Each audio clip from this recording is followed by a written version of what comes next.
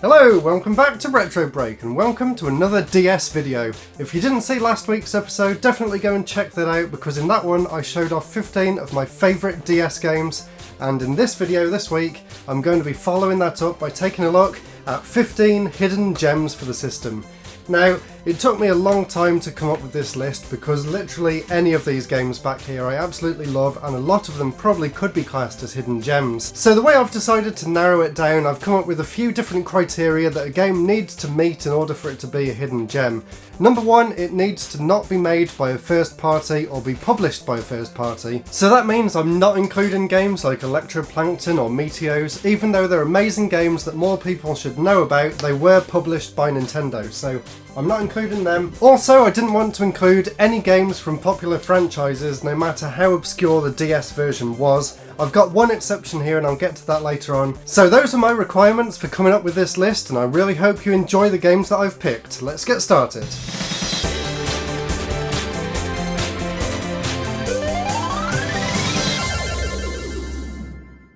Number 15 here, and this one is a Japan-only release called Kururin Donuts. I think it has some more title to it than that, and I'm not entirely sure what the rest of it is, so I'll put the rest of the title up there on the screen. If you didn't see part 1, I mentioned in the episode that I have something called an M3 card, and that basically lets you download ROMs onto the DS, and that's how I played this game originally, but while I was in Japan recently, I managed to find this one, and I absolutely love it. Basically, you play as a donut, and this might sound familiar to anyone who's been watching the channel for a while because I kind of got a lot of inspiration from this game for making my own game, which I released a few years ago called Super Donuts. And while it's not entirely the same, I did get a lot of inspiration from it, but I absolutely love this game.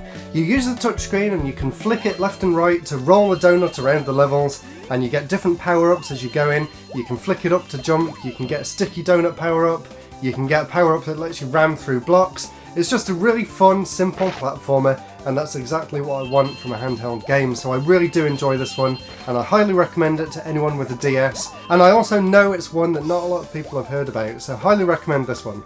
Number 14, this one is called Cookie and Cream, and I actually played the PS2 version of this game with my friend Zach from the Beard Gaming many years ago, so I'll put a link to the description in that. The PS2 one is called Curry Curry Mix, and some of you might have heard about this game because, believe it or not, this was made by From Software. Yes, the developers behind Demon's Souls and Dark Souls. Before that, they made a cutesy puzzle platformer that's a multiplayer focused game.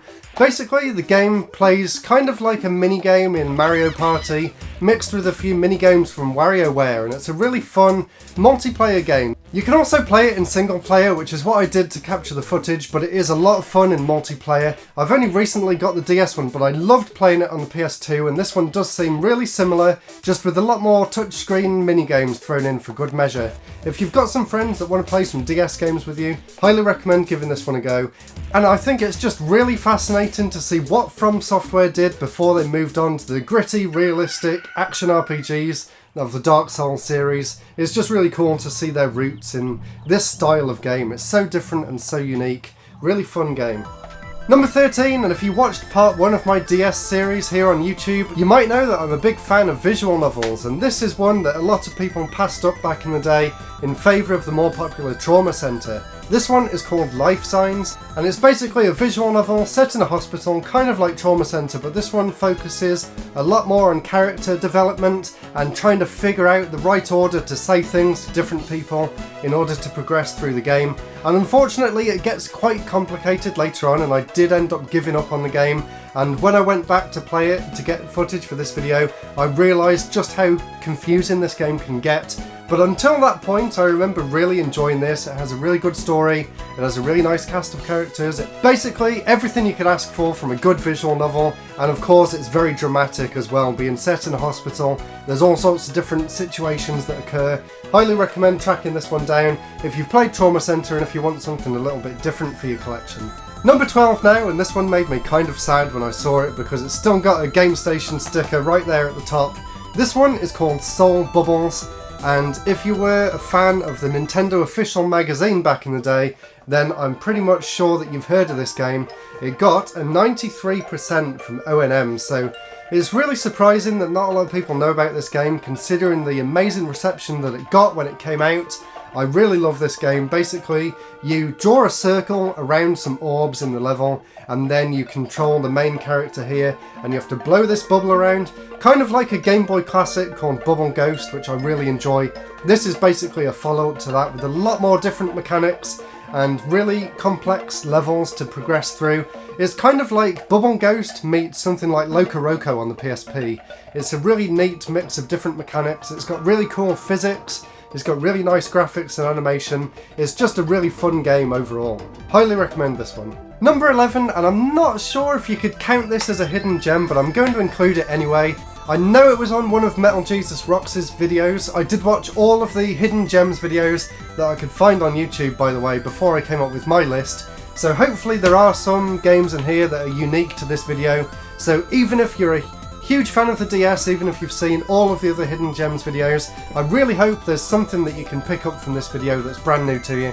This game is called Rhapsody, a musical adventure, and the reason that I'm including this is because it's just so unique, mixed in with all the other RPGs for the system. This one is very simple. It's a very simple RPG, it's got a very simple story, but the thing that makes this stand out is the fact that there's musical scenes within the game, and they're all voiced in Japanese with really nice soundtrack to go along with it. It's one of those games published by NIS, and you know they just have the cutest games, and this one is a really good one. It also came out on the PS1, but I don't think that one ever got a release in the UK, so we had to make do with the DS version, which has a slightly different battle system from what I know, but the game is really good. I did 100% complete it back in the day, and I loved playing through it back then, and I definitely want to go and revisit it at some point in the future because it's a very unique game. Number 10, and this is one that I was considering not including because it is part of a well-known franchise, but a lot of people don't know about this game, and the game itself doesn't play anything like you would expect. This is Might and Magic Clash of Heroes, and unlike all the other Might and Magic games, which I think are more real-time strategy games, this one is kind of a puzzle game mixed with sort of puzzle quest style, moving around a map, talking to different people, gathering different troops and then sending them off to battle. It's a really interesting game. It's got one of the most unique battle systems that I've ever seen. You have to sort of line the characters up, and depending on which ones you've lined up and which ones you've picked to send into battle, you can do different attacks and you get different special abilities that you can use to attack the other team. It's just a really fascinating game. I actually put a lot of time into this when it came out. It's one of my favourite games on the system, and this game actually narrowly missed out on my top 15 from the last episode, so highly recommend this one if you're into more unique puzzle/RPG games. Number 9, and this is a fantastic sequel to one of my favourite games on the Dreamcast. This is Bangai-o and Bangai-o Spirits for the DS. Just seeing this game run on the DS is an incredible sight. There's hundreds of sprites flying around the screen just like there was on the Dreamcast version, but of course the Dreamcast is a much more powerful system than the DS. So to see all that happening on the DS was just a mind-blowing experience at the time, and playing it today is still a really cool experience. I also love the fact that you can make your own levels in this one as well. For those of you that don't know, Bangai-o is basically a mix between a mech shooting game and a puzzle platformer. You fly around as this mech, you can absorb enemies' bullets and then fire them back out to destroy all of the stuff in the levels. There's different things to collect, and basically you just have to fight your way to the end of the stage. It's a really simple concept and it works really well. Of course, the game was made by Treasure, and Treasure needs no introduction. They're one of my favourite developers of all time. They make some incredible games, and this one is right up there with one of the best that they've ever made. It really is impressive. Another thing that I love about this game, and it's very unique to this game actually, is the way that you share your levels with other people. You don't just use the wireless communications of the DS, you actually use a very unique system where you have to turn the sound up on the DS, and then you put your DS next to your friend's microphone on their one, and it transfers the game through sound, which is a really unique concept. I remember trying to do it at college, but it was always too noisy, so we'd have to find somewhere really quiet to go and do it. But I just thought it was a really fascinating, kind of pointless addition to the game, considering they probably could have just used the wireless of the DS. But it just makes it stand out as something really unique, and it's a really good game overall. Definitely recommend it if you're into your Treasure games and haven't tried this one. And of course, if you've got a Dreamcast, definitely recommend going and trying that one too. They're both really, really cool.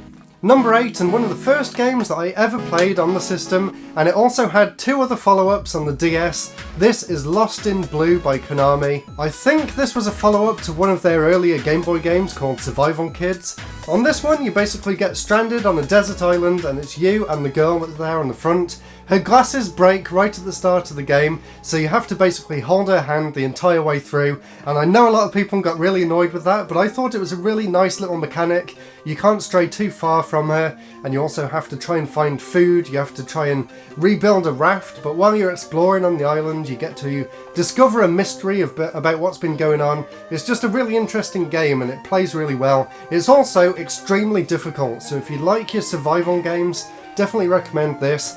And like I said, there's also 2 follow-ups on the DS. I have number 3, I don't have number 2 yet, and this is the only one that I've actually played, but I did really enjoy it, and I can't wait to try the other ones. They also released a sequel on the Wii, which isn't as good as these ones, but it's still kind of cool, and I would love to do a Wii episode at some point in the future as well. So subscribe if you want to see that at some point next year. Now I'm kind of cheating here, I'm including 2 games for number 7. These are Nanostray and Nanostray 2. 2 really cool shoot 'em ups for the system. Nanostray 1 is more of a vertical scrolling shooter and Nanostray 2 is more of a horizontal scrolling shooter, but both of them do mix things up quite a bit, and both of them really stand out on a system that doesn't have that many shooters, unless you want to get the amazing but incredibly expensive Ketsui Black Label that was only ever released in Japan. That one is a proper bullet hell game and I would love to get it at some point in the future. But for now, I will make do with these 2 incredible games by Shinen, the company that went on to make amazing games on the Switch like Fast RMX and most recently The Tourist as well. This is one of their earlier games and you can tell they know what they're doing with Nintendo hardware. Both of these games push the system to its limits with really cool 3D graphics, loads of explosions, loads of different weapons and power-ups, and they both include arcade modes as well as story mode. They're both just really cool games, and I couldn't pick one over the other, so I had to include both of them. Number 6, and this won't be a surprise to quite a lot of people. If you're like me and you grew up in the early 2000s, you'll know a game online called Line Rider. I used to play it all the time back at school, so when it came out on the DS I was very excited to get it, and the DS one is actually really interesting. Of course it's got the basic Line Rider creation mode just like the PC version, with all the different brushes. It's got a few extra ones as well. There's a few ones that let you trigger things to happen in the levels, as well as the usual speed up, slow down and regular lines. Basically what Line Rider is, for people that don't know, you can draw a line and this little guy, you can't really see him here, but I've got gameplay over there. So the little guy on the sledge follows the lines basically, and I was completely obsessed with it back in the day. It's definitely one of my favourite games with content creation, and the DS was obviously a perfect fit thanks to it having the touchscreen. And this game also includes a story mode as well, where you have to solve different puzzles. Although I wasn't really that interested in that, I was only interested in the creation mode, and I could not have been happier having it on the DS. And it also came out on the Wii as well with much improved graphics, but I don't enjoy pointing on the screen as much as actually drawing directly on it, so really recommend the DS version. And let me know if you're like me, let me know if you were obsessed with Line Rider back in the day. That'd be really interesting to know. And unfortunately the game's wiped my save and I don't have any of my original tracks on there, so I'm going to try and find some of the more interesting and experimental ones and play a few over here on the side, because there's some amazing stuff that people have managed to do with Line Rider. Now we're down to the top 5, but unlike the last video I didn't really put these in any particular order because they're all really interesting. But number 5 that I've got here is Boulder Dash Rocks, and I only picked this one up really recently thanks to a recommendation that someone gave me on Twitter, and I really enjoyed this game. Yesterday there was a power cut for a few hours and I actually spent it playing this, and I got quite far into the game and I was really enjoying it. It's surprisingly a lot more in depth than I was expecting from a Boulder Dash game.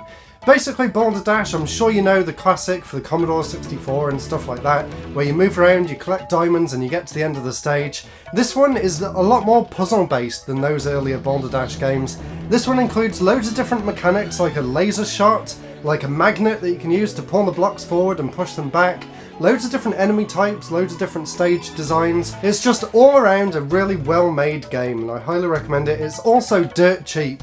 I managed to get this one for only £1 and I think the postage was like 50p or something, so really can't go wrong for that price, and the game really surprised me with just how good it is. Now I'm kind of cheating again here and including two games. These are Luminous Arc and Luminous Arc 2. If you like games like Final Fantasy Tactics, then you're going to love these. They're both really cool isometric strategy games with really nice anime graphics and really cool characters and environments. I love the story in both of these games, I love the settings, and the second game here, I wonder if it's still in there. This one was kind of a special edition because, yeah, there it is, it also included a soundtrack CD as well. Although, to be honest, I didn't really think the music was that amazing, but I did enjoy both the games, and I was really sad because my copy of number 2, the save data or the battery in the cartridge is corrupt for some reason, and every so often it wipes my save, so I haven't managed to finish the second one, but I did finish the first one back in the day, and I really enjoy both of them. Right, 3 left. This one is Big Bang Mini by South Peak Games. This is a really interesting game. It kind of reminds me of the PS2 launch title called Fantavision. In this game, you flick the bottom screen to send fireworks up to the top screen and to kill all the different enemies that show up. It's kind of like a mix of that Fantavision game that I mentioned, mixed with something like Space Invaders. It's a really unique concept and it's something that couldn't have really been done on anything other than the DS, and I really do enjoy the kind of games that take full advantage of the system.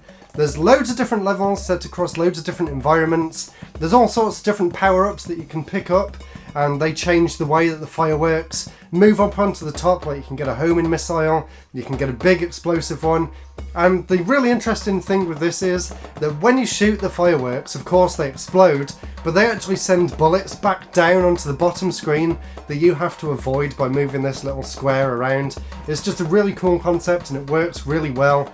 This was one of the earlier games that I played on the system and I really enjoyed it back then, and I really enjoyed going back to get footage for it today for this video. So I really recommend Big Bang Mini if you're into those sort of arcade style experiences. Really, really cool. 2 left, and this is one that came up a lot when I was asking you all for recommendations. This is Zookeeper. It also came out on the GBA just called Zoo, with like 4 or 5 O's after it. I do have that somewhere back there, and I think it also came out on the PS2 as well, but obviously the DS version is the version to get thanks to the touchscreen. It's a very simple game. It's basically just like Bejewelled, but instead of matching up jewels, you're matching up different animal heads. I think actually there was also a Flash version of the game. I remember playing it now back in the day. The difference between this and the standard Bejeweled games is the fact that it tells you what you need to collect in order to finish the stage. So basically you start a level, it tells you find 5 giraffes, 5 gorillas and whatever, and then you have to match them up, and it also gives you one special one to look out for that doubles your points. So it's a really cool game, it's really addictive, just like all the different Bejeweled games. And that brings me nicely onto number 15. And yes, I know it's part of a very well-known franchise. It's Bejeweled 3, but stick with me because there's a very good reason why I'm including Bejeweled 3. Of course, the game itself is not a hidden gem, despite the fact that it's got a giant gem on the front. No, the reason I'm including this is because of one mode in particular, that is Butterflies mode, and it's by far the most addictive and, apart from Peggle, the best thing that PopCap has ever done. It's just such a cool mode, it works so well, and the thing that I enjoy most is that it actually gives you time to think. Basically, it's kind of hard to explain, so hopefully the gameplay that I've put up over here gives you a good idea of what it's like. There's gems in the level that turn into butterflies, and every time you make a move, those butterflies move one bit higher up the grid, and there's a spider waiting at the top. On the DS, it's waiting on the top screen, just above the playfield, and you can see it moving from side to side as these butterflies get higher and higher up the stage. It works really well in the context of Bejeweled, the way that you match the gems up. Sometimes you can get lucky and they'll fall down and match with a butterfly and destroy it. Of course, it's got all of the classic power-ups of a normal Bejeweled game, and the more that you play the stage, the more butterflies that appear and the more that happens after each turn. And it's just such a good mode, it's so addictive, and it's definitely one of the DS games that I go back to all the time just to play that one mode. So let me know if you've ever played the Butterflies mode in Bejeweled 3, I really do love it. So there we go, that was my 15 hidden gems for the DS. Now, I did go out and ask you for some recommendations, and oh my god, you guys have completely blown away even my wildest expectations. I've had almost 80 game recommendations in addition to the 15 that I showed here, which is just insane. I was planning on reading some of them out in this video, but as you can see with them moving up the screen here, there was way too many to cover, so I just want to say a huge thank you to everyone that sent over your recommendations. And what I'm going to do is look through all of them, find out which ones I don't have in my collection and try and get them, and maybe next year when I've got some more of these recommendations that you guys have given me, I'll do a follow-up to this video with 15 more hidden gems. Because I honestly feel like the DS is one of the best systems ever, and it has so many unique games that are unique to the system that not a lot of people have heard of, that I really wish more people would know about. So I really hope you look forward to that at some point next year when I've managed to get some more. So please subscribe if you want to see that episode in the future. Please check out Patreon if you really enjoyed this and want to see some behind the scenes about how I capture and record everything. That's it for now. I'll see you all next week for the next episode. Goodbye!